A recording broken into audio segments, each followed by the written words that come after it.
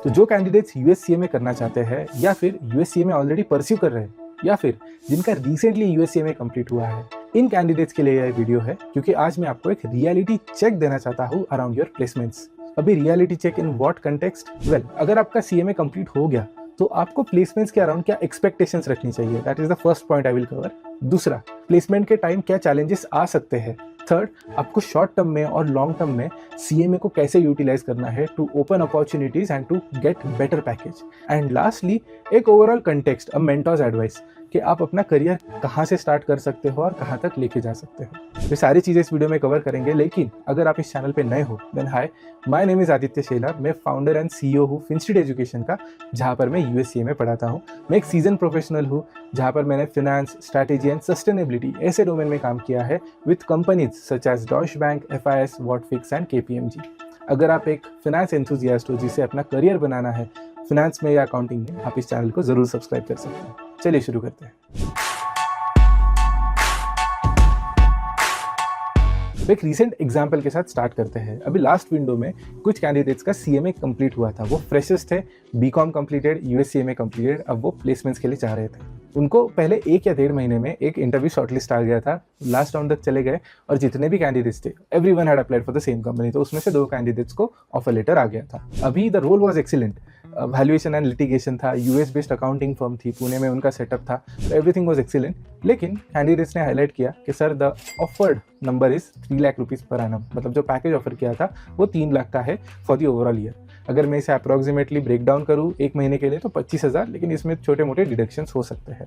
अभी 25,000 why was it a concern? Students ने highlight किया कि वो पुणे से तो नहीं है और ये कंपनी पुणे में थी, तो they will have to shift year. यहाँ पे जब वो शिफ्ट करेंगे उनका रेंटल एक्सपेंस आ जाएगा चलो 15,000 तक, 12 से 15,000 तक। दूसरा, उनका मेंटेनेंस कॉस्ट, खाने पीने का कॉस्ट, घूमने का cost, medical expenses, any other expenses, तो वो आगे जा सकते हैं मे बी 5-8,000 तक। तो जब 25,000 की सैलरी में 20 से 22,000 का खर्चा हो रहा है, स्टूडेंट्स वर आस्किंग मी कि सर ये फिजिबल नहीं लग रहा है, should we drop the offer?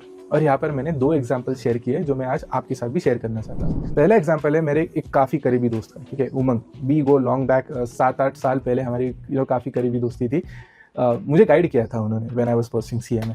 तो whence Umang was in a very similar situation कि यार सीएमए कंप्लीट किया है, जॉब चाहिए, he took up first job, और ये फर्स्ट जॉब था इंडियन ऑयल कॉर्पोरेशन के साथ। काफ़ी कम सैलरी थी लेकिन जॉब तो था। ही स्टार्टेड लर्निंग क्या अकाउंटिंग क्या होता है, कॉर्पोरेट में कैसे काम किया जाता है, अकाउंटिंग वाइज आगे कैसे ओवरऑल डेटा फ्लो होता है। एंड ऑब्वियसली वैल्यू बढ़ जाती है, मतलब सर्टिफिकेशन की अपनी एक वैल्यू है लेकिन जॉब एक्सपीरियंस की भी अपनी एक वैल्यू है। लेकिन सैलरी कम थी तो with in 5 months he took a switch. अगला स्विच हुआ मर्क्स नाम के कंपनी में। अभी यहाँ पर भी सैलरी थोड़ी बढ़ गई थी लेकिन बाकी के कुछ चैलेंजेस थे, और यहाँ पर यह भी था कि सैलरी जितनी, he was not happy, he was satisfied but he was not happy, इतनी सैलरी नहीं थी। तो यहाँ पर भी सिर्फ 4 ही महीना काम किया and he took another switch, और अगला स्विच था KPIT नाम के कंपनी में। उनका हिंजेवाड़ी मतलब पुणे में काफ़ी बड़ा ऑफिस है, एंड वहाँ पे ही join in the FP&A team.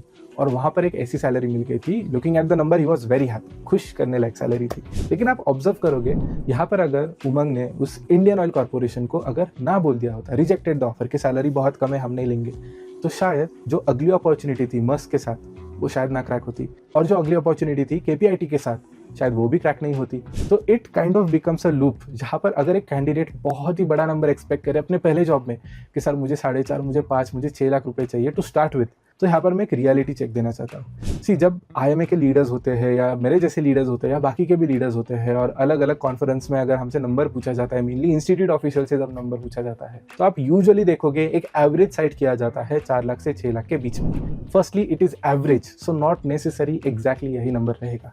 दूसरा, सी यहाँ पर एक कंटेक्स्ट मिसिंग है।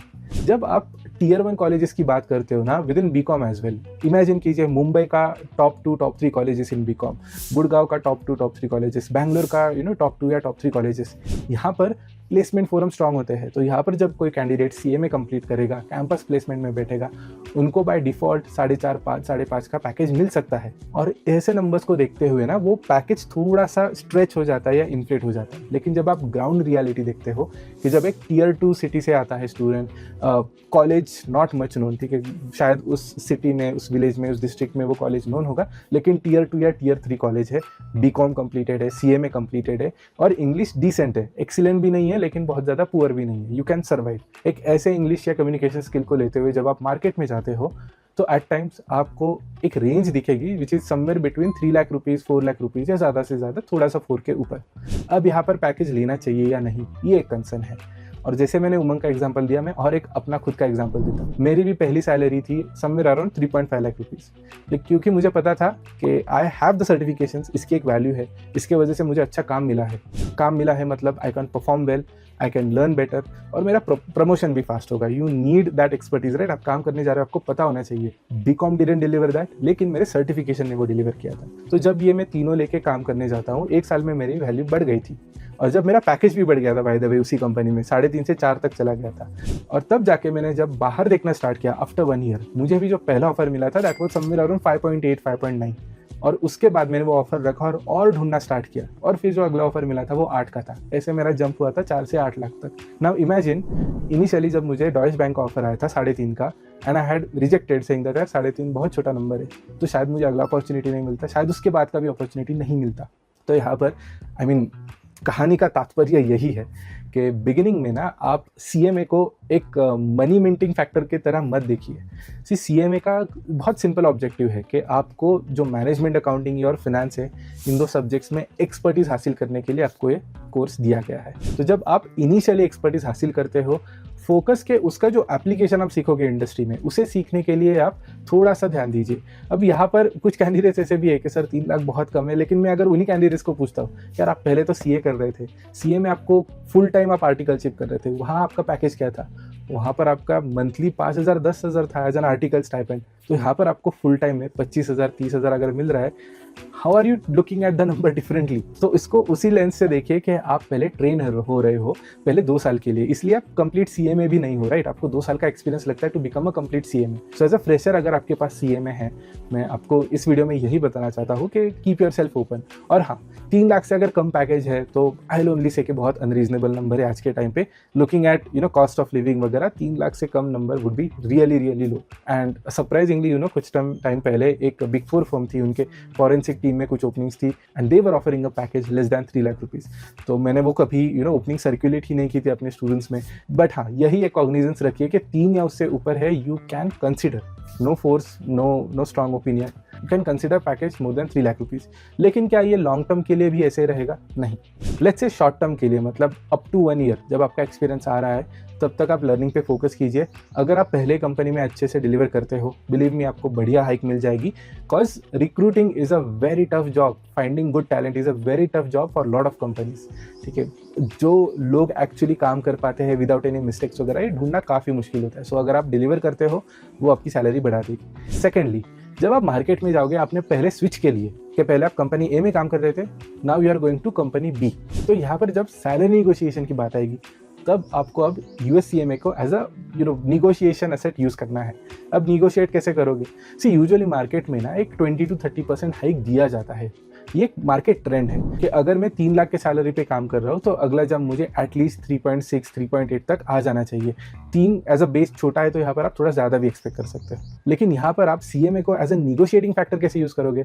सिंपल, आपको कहना है कि सीएमए क्वालिफिकेशन में ये स्किल सेट कवर हुए हैं, दिस इज़ माई क्वालिफिकेशन, और ये मार्केट का एवरेज है। सीएमएस यूजुअली गेट, जिनके पास 2 साल का एक्सपीरियंस है, they usually get 8 lakh rupees. तो उस हिसाब से 1 साल के एक्सपीरियंस के साथ आप एक रीजनेबल 5.5 या 6 का नंबर रख सकते हो आगे। तो यहाँ पर आपको 20-30% के ऊपर एक एक्स अमाउंट का प्रीमियम मिलेगा। और यहाँ पर जो एक्स अमाउंट का प्रीमियम है, वो भी ना थोड़ा कंटेक्स्ट देख के डिसाइड करना। मतलब अगर आपको शॉर्टलिस्ट मिल गया है एक बहुत ही बड़े कंपनी में, तो वो X% है ना 100% भी हो सकता है। लेकिन एक मिड साइज फर्म है, स्मॉल साइज फर्म है, तो वो X% को आप 50% रखिए, मे बी 40% रखिए। तो it depends on the context. लेकिन जो भी मार्केट का ट्रेंड है 20-30%, उसके ऊपर मतलब प्लस X% रख के आप आगे जा सकते हो while negotiating your salary for the first switch. तो यही कुछ स्टोरीज आपके साथ शेयर करनी थी, कुछ एग्जाम्पल्स या कुछ context, overall reality check placements के अराउंड मुझे आपके साथ शेयर करना था, जो मैंने अपने स्टूडेंट्स के साथ शेयर किया था। सो आई होप आपको कुछ इसमें से सीखने के लिए मिला होगा। If yes, do press the thumbs up button. Thank you for watching. If you are new to the channel, subscribe करना मत भूलना। मैं मिलता हूँ आपको अगले वीडियो में। Thank you.